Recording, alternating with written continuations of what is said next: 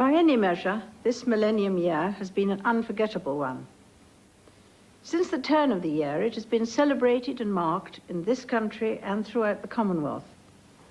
And it has been a particular pleasure for me to visit millennium projects, large and small, which will be reminders for generations to come of the time when the 21st century began.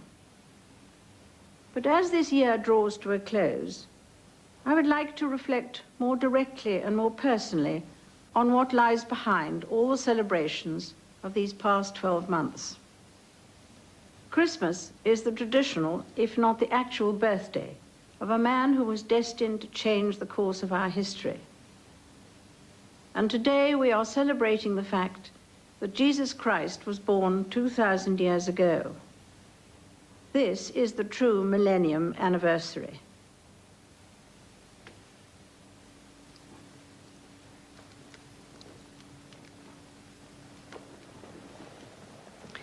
The simple facts of Jesus' life give us little clue as to the influence he was to have on the world.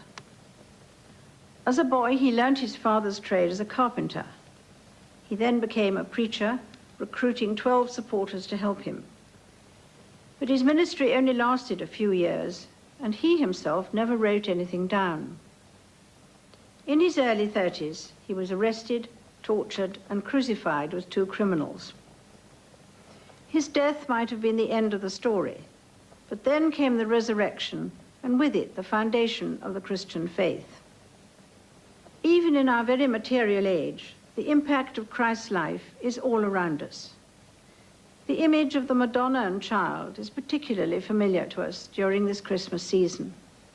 If you want to see an expression of Christian faith, you only have to look at our awe-inspiring cathedrals and abbeys, listen to their music, or look at their stained glass windows, their books, and their pictures. But the true measure of Christ's influence is not only in the lives of the saints, but also in the good works quietly done by millions of men and women day in and day out through the centuries. Many will have been inspired by Jesus' simple but powerful teaching, love God and love thy neighbor as thyself. In other words, treat others as you would like them to treat you. His great emphasis was to give spirituality a practical purpose.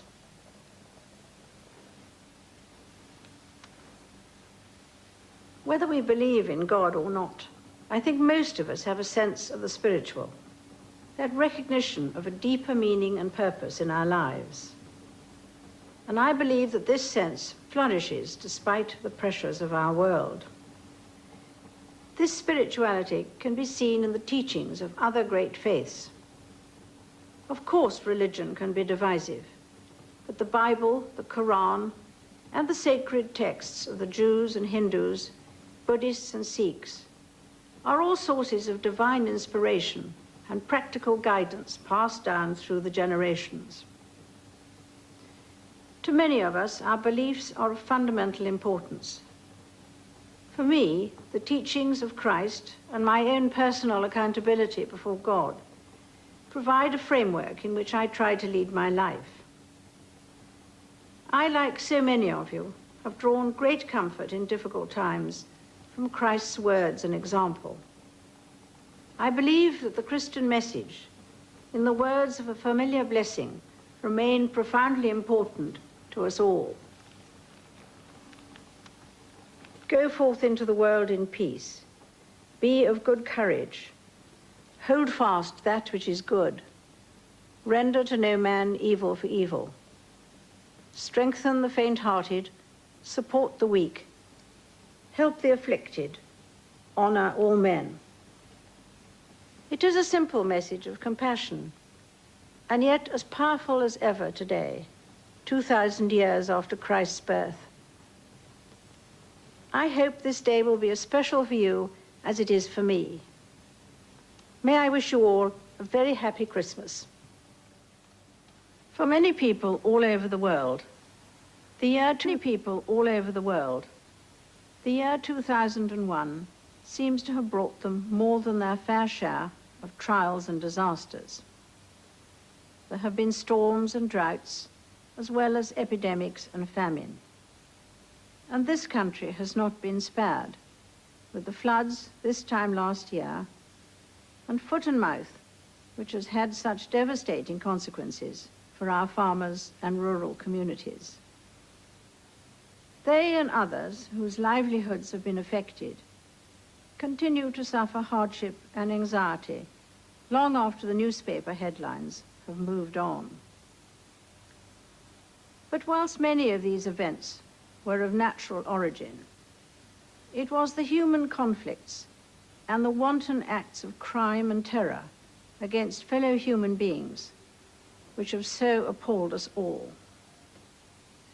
The terrorist outrages in the United States last September brought home to us the pain and grief of ordinary people the world over, who find themselves innocently caught up in such evil. During the following days, we struggled to find ways of expressing our horror at what had happened.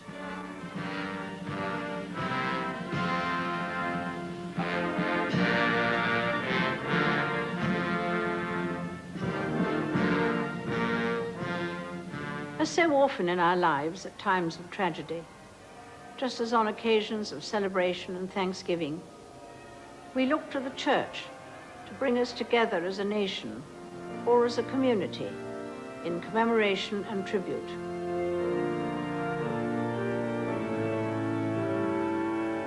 It is to the church that we turn to give meaning to these moments of intense human experience through prayer, symbol, and ceremony.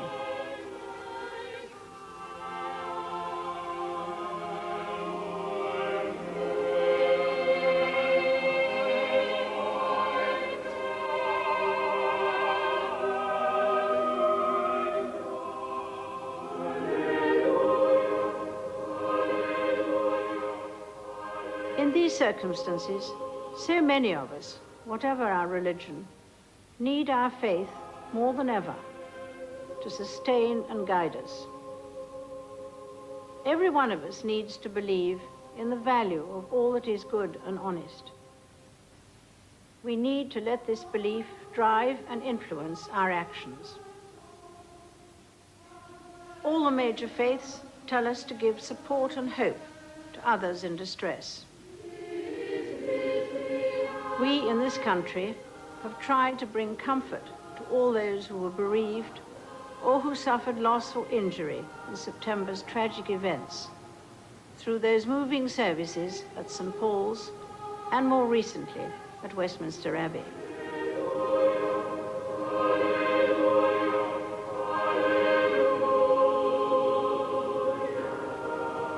On these occasions, and during the countless other acts of worship during this past year, we came together as a community of relations, friends, and neighbors to draw strength in troubled times from those around us. I believe that strong and open communities matter, both in good times as well as bad. Certainly, they provide a way of helping one another. I would like to pay tribute to so many of you who work selflessly for others in your neighborhood needing care and support. Communities also give us an important sense of belonging, which is a compelling need in all of us. We all enjoy moments of great happiness and suffer times of profound sadness. The happiness is heightened, the sadness softened when it is shared. But there is more than that.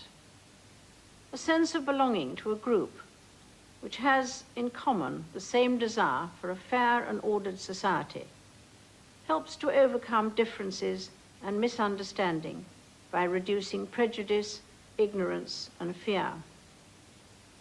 We all have something to learn from one another, whatever our faith, be it Christian or Jewish, Muslim, Buddhist, Hindu or Sikh, whatever our background, whether we be young or old, from town or countryside. This is an important lesson for us all during this festive season. For Christmas marks a moment to pause, to reflect and believe in the possibilities of rebirth and renewal. Christ's birth in Bethlehem so long ago remains a powerful symbol of hope for a better future. After all the tribulations of this year, this is surely more relevant than ever. As we come together amongst family and friends and look forward to the coming year, I hope in the months to come we shall be able to find ways of strengthening our own communities as a sure support and comfort to us all, whatever may lie ahead. May I, in this my 50th Christmas message to you, once again wish every one of you a very happy Christmas. As I look back over these past 12 months, I know that it has been about as full a year as I can remember. But Christmas itself still remains a time for reflection and a focus of hope for the future. All great religions have such times of renewal, moments to take stock before moving on to face the challenges which lie ahead. Many of you will know only too well from your own experience the grief that follows the death of a much-loved mother or sister. Mine were very much part of my life and always gave me their support and encouragement. But my own sadness was tempered by the generous tributes that so many of you have paid to the service they gave to this country and the wider Commonwealth. At such a difficult time, this gave me great comfort and inspiration as I faced up both to my own personal loss and to the busy Jubilee summer ahead. Anniversaries are important events in all our lives. Christmas is the anniversary of the birth of Christ over 2,000 years ago. But it is much more than that. It is the celebration of the birth of an idea and an ideal. In a different way, I felt that the Golden Jubilee was more than just an anniversary. The celebrations were joyous occasions, but they also seemed to evoke something more lasting and profound, a sense of belonging and pride in country, town, or community, a sense of sharing a common heritage, enriched by the cultural, ethnic, and religious diversity of our 21st century society. I hope it also provided an occasion to acknowledge the progress of the past 50 years and the contributions of those who have done so much to make this country what it is today. Their leadership and example, their achievements in science, the arts, and many other fields. These celebrations also gave opportunities to recognize the valuable work undertaken by so many people in service of their communities. It was a time to remind ourselves, as the Christmas story does every year, that we must never forget the plight of the disadvantaged and excluded, that we must respond to the needs of those who may be in distress or despair. Our modern world places such heavy demands on our time and attention that the need to remember our responsibilities to others is greater than ever. It is often difficult to keep this sense of perspective through the ups and downs of everyday life, as this year has constantly reminded me. I know just how much I rely on my own faith to guide me through the good times and the bad. Each day is a new beginning. I know that the only way to live my life is to try to do what is right, to take the long view, to give of my best in all that the day brings, and to put my trust in God. Like others of you who draw inspiration from your own faith, I draw strength from the message of hope in the Christian gospel. Fortified by this and the support you have given throughout the last 12 months, which has meant so much to me, I look forward to the new year, to facing the challenges and opportunities that lie ahead, and to continuing to serve you to the very best of my ability each and every day. A happy Christmas to you all.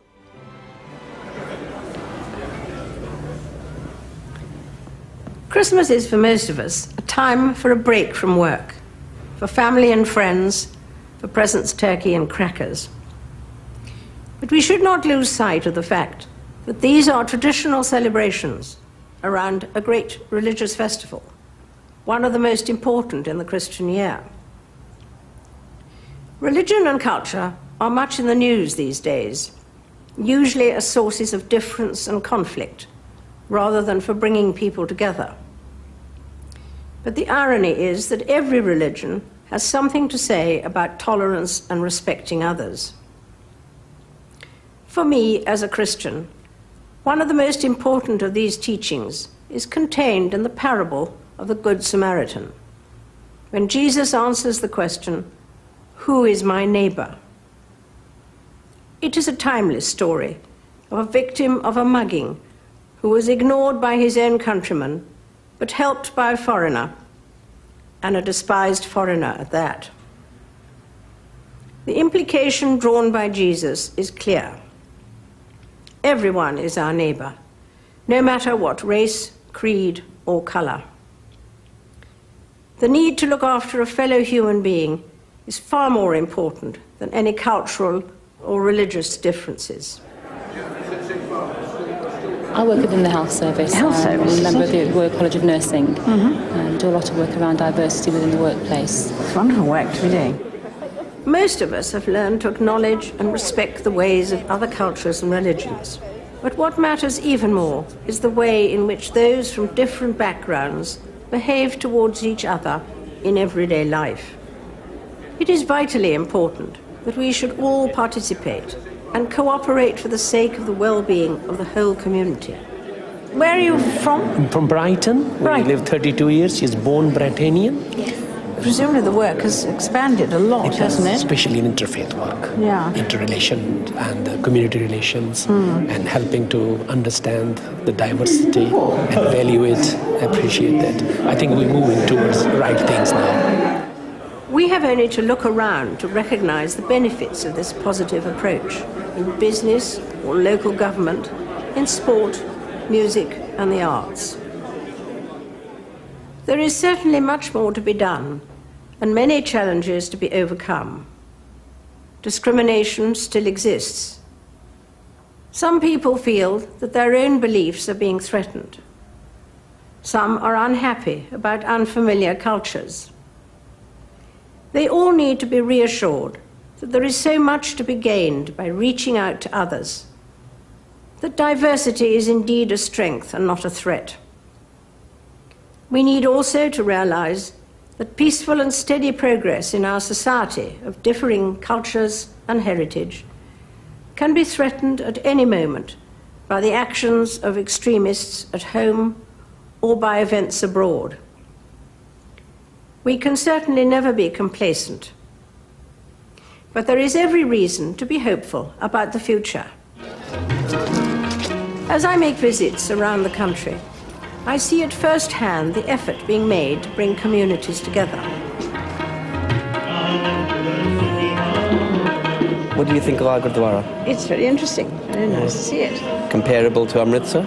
It's easier to see here.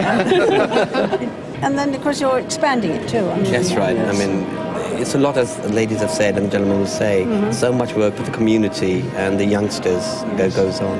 Wonderful work. The Duke of Edinburgh has been involved with interfaith activities for many years. It doesn't really matter which religious community they belong to, because if they're all, in a sense, inspired by the Ark and the conservation, then they're all doing something together without compromising their beliefs in any way, and yet still being able to work together. The idea that the churches and the aid agencies might perhaps talk to each other a bit more, get together a bit more, is a very good idea.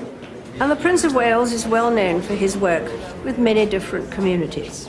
On behalf of the London East Academy, I feel privileged to welcome His Royal Highness Prince Charles to our humble school. The Muslim community in East London has always needed an Islamic secondary school to inform the young generation of Muslims the importance of education and also how important it is to understand the basic contents of Islam. Because I've always found fascinating so much of Islam is based on interpretation, isn't it, of by one scholar or another of what was actually said or not said. So do you have to take it away back home and try and memorise all these? Yeah. Have you got tapes to listen to as well? Yeah, yes. Do they work?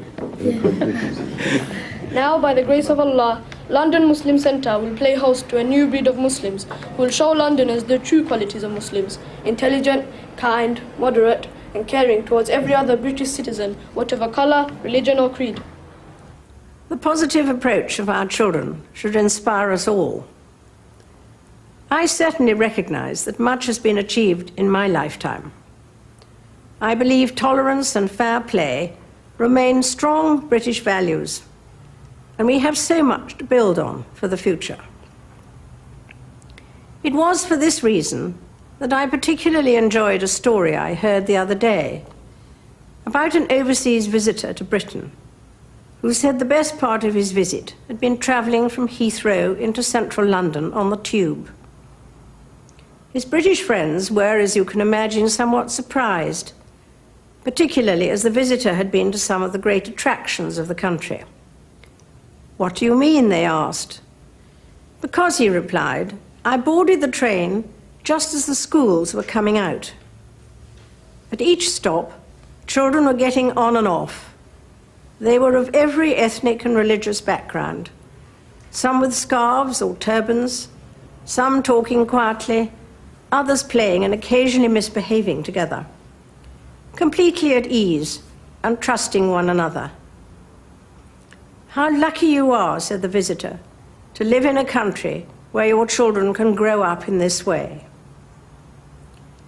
I hope they will be allowed to enjoy this happy companionship for the rest of their lives. A happy Christmas to you all. The day after my last Christmas message was broadcast, the world experienced one of the worst natural disasters ever recorded. The devastating tsunami struck countries around the Indian Ocean, causing death and destruction on an unprecedented scale. This was followed by a number of vicious hurricanes across the Caribbean and the inundation of the city of New Orleans. Then in the autumn came the massive earthquake in Pakistan and India. This series of dreadful events has brought loss and suffering to so many people and their families and friends, not only in the countries directly affected, but here in Britain and throughout the Commonwealth. As if these disasters were not bad enough, I have sometimes thought that humanity seemed to have turned on itself, with wars, civil disturbances, and acts of brutal terrorism.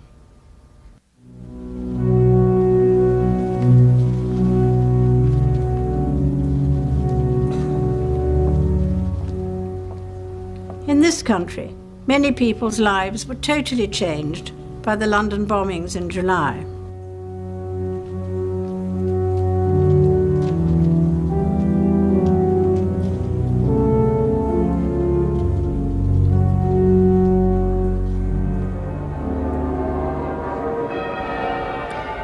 This Christmas, my thoughts are especially with those everywhere who are grieving the loss of loved ones during what for so many has been such a terrible year. These natural and human tragedies provided the headline news. Good morning, if you talk, sir. They also provoked a quite remarkable humanitarian response. People of compassion all over the world responded with immediate practical and financial help.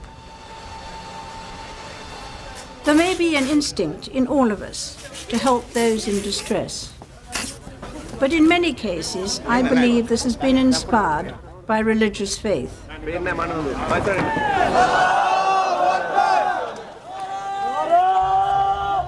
Christianity is not the only religion to teach its followers to help others, and to treat your neighbour as you would want to be treated yourself. It has been clear that in the course of this year, relief workers and financial support have come from members of every faith and from every corner of the world. Mr. Stewart. I see you again. Good. Do you remember Stuart? He was in the tunnel with you yesterday. Yes. He was helping you out from the front.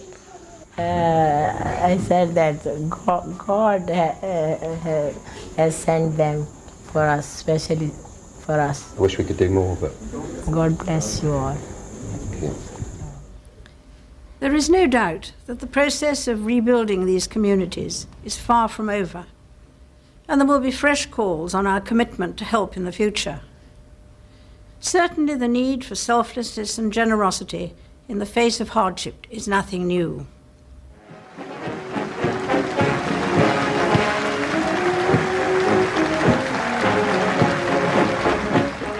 The veterans of the Second World War, whom we honoured last summer, can tell us how so often in moments of greatest trial, those around them seemed able to draw on some inner strength to find courage and compassion. We see this today in the way that young men and women are calmly serving our country around the world, often in great danger. It's really nice to be here with them as well.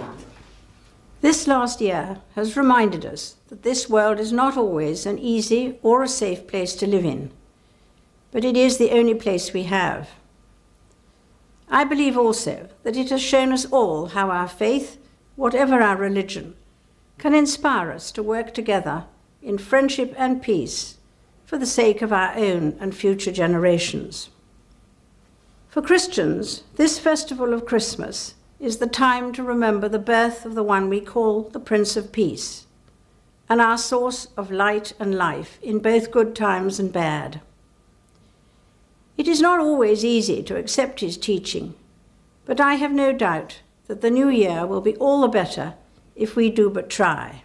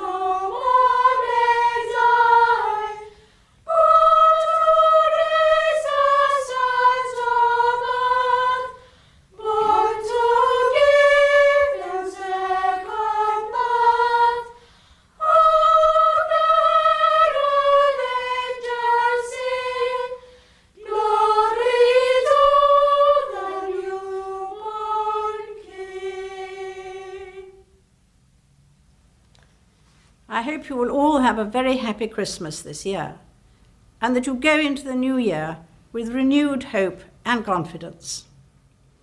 Her Majesty the Queen sends a Christmas message to her people throughout the Commonwealth.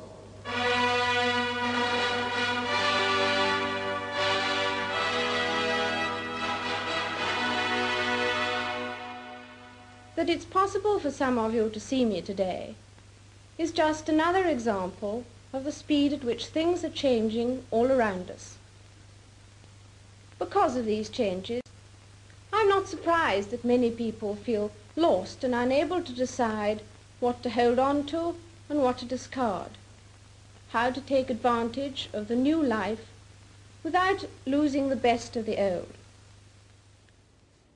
One of the features of growing old is heightened awareness of change. To remember what happened 50 years ago means that it is possible to appreciate what has changed in the meantime. It also makes you aware of what has remained constant. In my experience, the positive value of a happy family is one of the factors of human existence that has not changed. The immediate family of grandparents, parents, and children, together with their extended family, is still the core of a thriving community. When Prince Philip and I celebrated our diamond wedding last month, we were much aware of the affection and support of our own family as they gathered round us for the occasion. I don't know if it is. You are on one leg, because he very kindly gave you a photograph, which is so nice. You going to feed us now?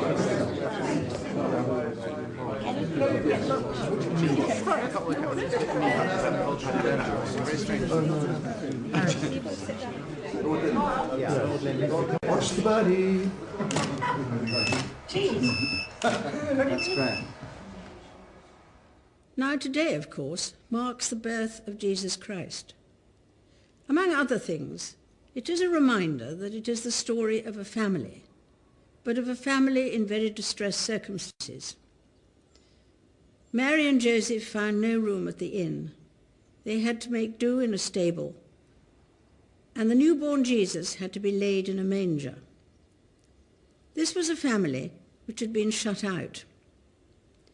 Perhaps it was because of this early experience that throughout his ministry, Jesus of Nazareth reached out and made friends with people whom others ignored or despised.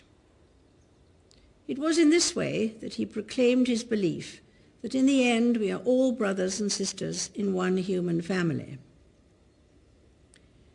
The Christmas story also draws attention to all those people who are on the edge of society, people who feel cut off and disadvantaged, people who for one reason or another are not able to enjoy the full benefits of living in a civilized and law-abiding community. For these people, the modern world can seem a distant and hostile place. It is all too easy to turn a blind eye, to pass by on the other side, and leave it to experts and professionals. All the great religious teachings of the world press home the message that everyone has a responsibility to care for the vulnerable. Fortunately, there are many groups and individuals, often unsung and unrewarded, who are dedicated to ensuring that the outsiders are given a chance to be recognized and respected. However, each one of us can also help by offering a little time, a talent, or a possession, and taking a share in the responsibility for the well-being of those who feel excluded. And also today, I want to draw attention to another group of people who deserve our thoughts this Christmas.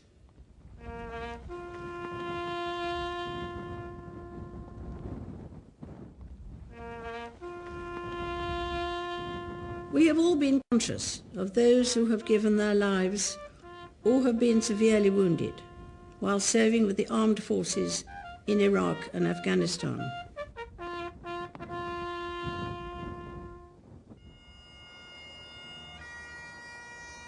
The dedication of the National Armed Forces Memorial was also an occasion to remember those who have suffered while serving in these and every other place of unrest since the end of the Second World War.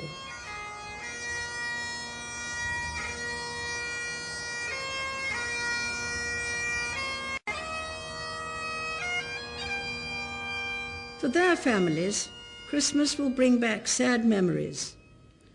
And I pray that all of you, who are missing those who are dear to you, will find strength and comfort in your families and friends. A familiar introduction to an annual Christmas carol service contains the words, "Because this would most rejoice his heart, let us remember in his name the poor and the helpless, the cold, the hungry, and the oppressed, the sick and those who mourn, the lonely and the unloved." Wherever these words find you, and in whatever circumstances, I want to wish you all a blessed Christmas. Christmas is a time for celebration, but this year it is a more somber occasion for many. Some of those things which could once have been taken for granted suddenly seem less certain, and naturally give rise to feelings of insecurity. People are touched by events which have their roots far across the world. Whether it is the global economy or violence in a distant land, the effects can be keenly felt at home. Once again, many of our servicemen and women are serving on operations in common cause to bring peace and security to troubled places. In this 90th year since the end of the First World War, the last survivors recently commemorated the service and enormous sacrifice of their own generation.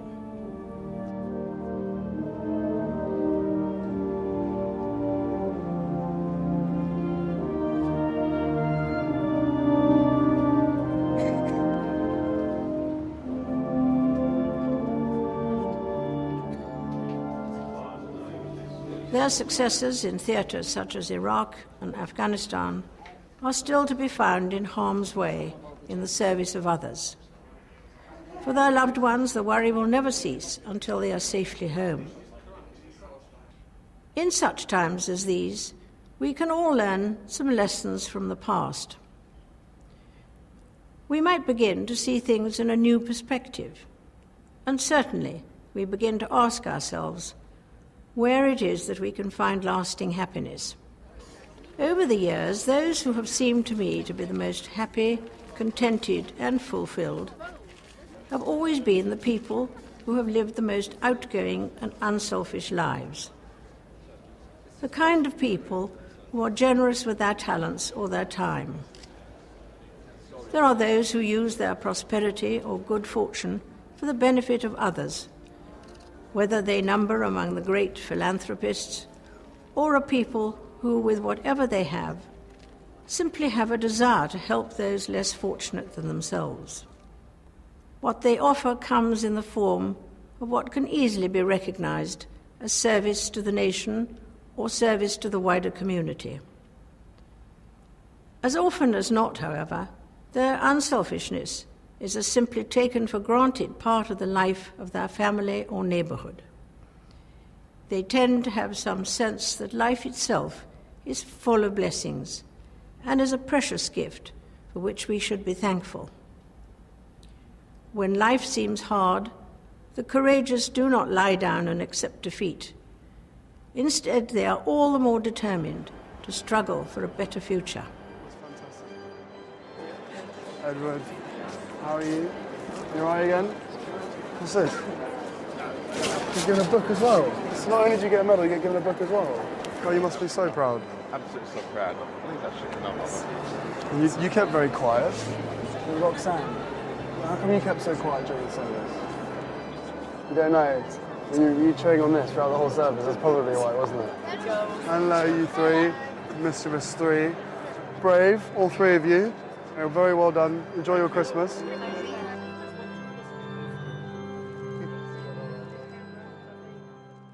I think we have a huge amount to learn from individuals such as these.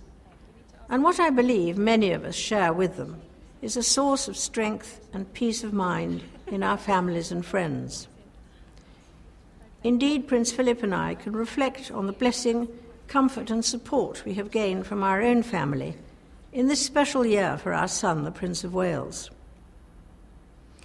60 years ago, he was baptised here in the music room at Buckingham Palace.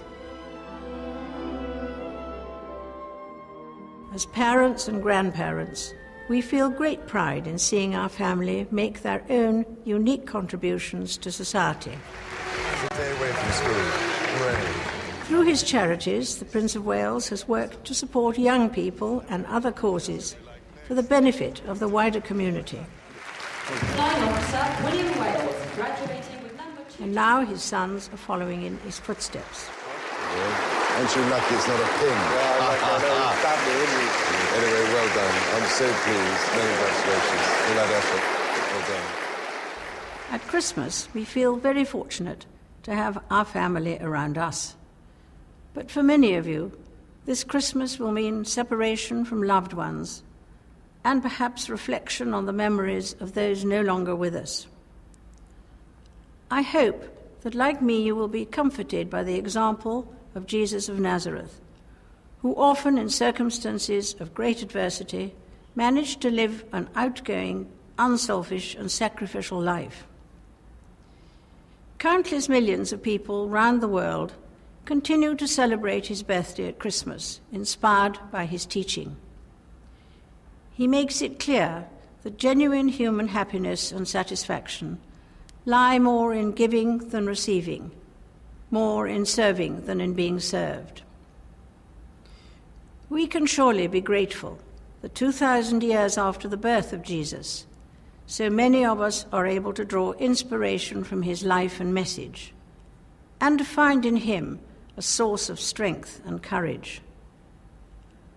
I hope that the Christmas message will encourage and sustain you too, now and in the coming year. I wish you all a very happy Christmas. Each year that passes seems to have its own character. Some leave us with a feeling of satisfaction, others are best forgotten. 2009 was a difficult year for many, in particular those facing the continuing effects of the economic downturn. I am sure that we have all been affected by events in Afghanistan and saddened by the casualties suffered by our forces serving there.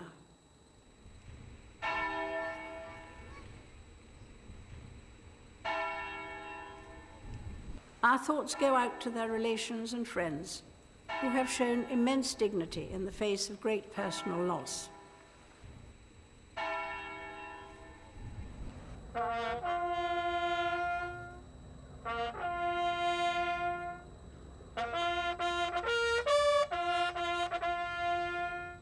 But we can be proud of the positive contribution that our servicemen and women are making in conjunction with our allies.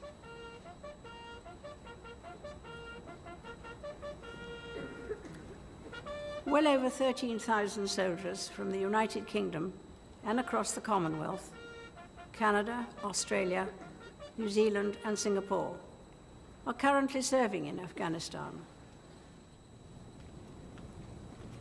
The debt of gratitude owed to these young men and women and to their predecessors is indeed profound.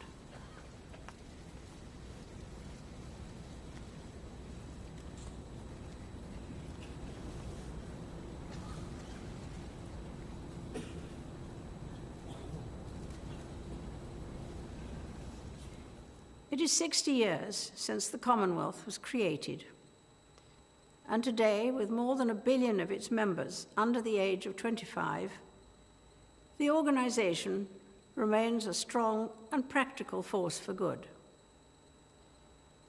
Recently, I attended the Commonwealth Heads of Government meeting in Trinidad and Tobago and heard how important the Commonwealth is to young people. I think the Commonwealth means unity to us in terms of the fact that we're over 50 countries coming together with the amalgamation of different cultures. It's a model of friendship that is very important in today's world. It's a group of countries that practice human rights and fairness and equality to all.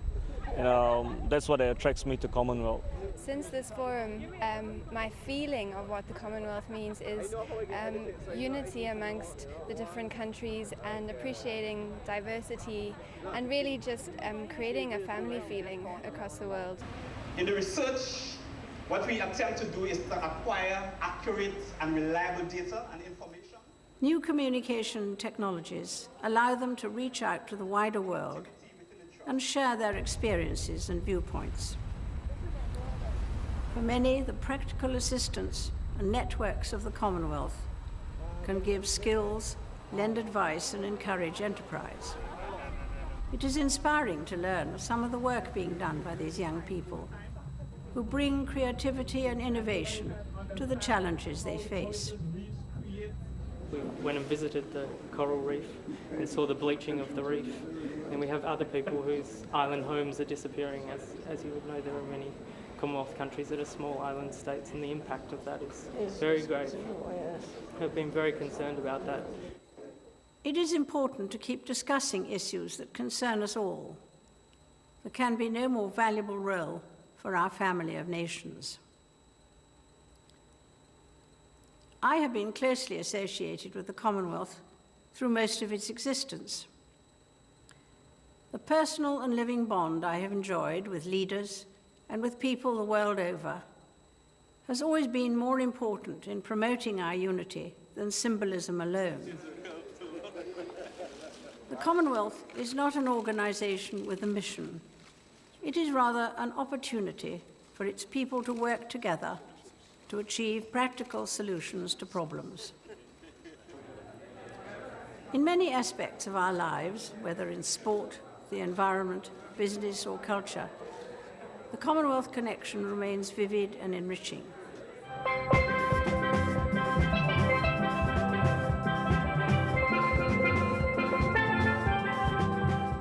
It is in lots of ways the face of the future. And with continuing support and dedication, I'm confident that this diverse Commonwealth of Nations can strengthen the common bond that transcends politics, religion, race, and economic circumstances. We know that Christmas is a time for celebration and family reunions, but it is also a time to reflect on what confronts those less fortunate than ourselves, at home and throughout the world. Christians are taught to love their neighbours, having compassion and concern, and being ready to undertake charity and voluntary work to ease the burden of deprivation and disadvantage. We may ourselves be confronted by a bewildering array of difficulties and challenges, but we must never cease to work for a better future for ourselves and for others. I wish you all, wherever you may be, a very happy Christmas.